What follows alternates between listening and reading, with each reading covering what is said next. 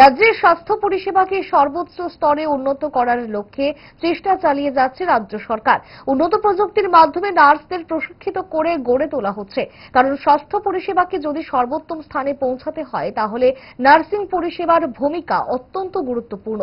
Nursing কলেজের দ্বিতীয় বর্ষপূর্তি অনুষ্ঠানে এই কথা বললেন রাজ্যের অর্থমন্ত্রী প্রণজিৎ সিংহ রায়। শুক্রবার আগরতলা গভর্নমেন্ট নার্সিং কলেজের দ্বিতীয় বর্ষপূর্তি উপলক্ষে এক অনুষ্ঠান অনুষ্ঠিত হয় আগরতলা গভর্নমেন্ট নার্সিং কলেজের অডিটোরিয়ামে।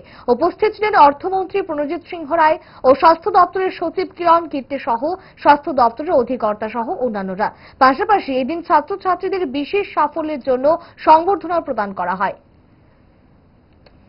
এবং আপনারা জানেন যে নার্সিং কলেজ একটা খুব ইম্পর্টেন্ট এবং স্বাস্থ্য পরিষেবাকে যদি সর্বোত্তম জায়গাতে সঠিক জায়গায় নিতে হয় তাহলে নার্সিং সিস্টেম এবং তার সহযোগিতা এবং খুব ইম্পর্টেন্ট এবং সর্বোপরি এটাকে যাতে আরও বেশিভাবে ডেভেলপমেন্ট করা যায়, আরও বেশিভাবে রাজ্যের যারা নার্সিং স্টুডেন্টস আছে তাদেরকে সুযোগ দেওয়া যায়, তার জন্য রাজ্য সরকার ক্রমান্বয়ে সেটা দিক নির্দেশিকা বর্ধিত করছে।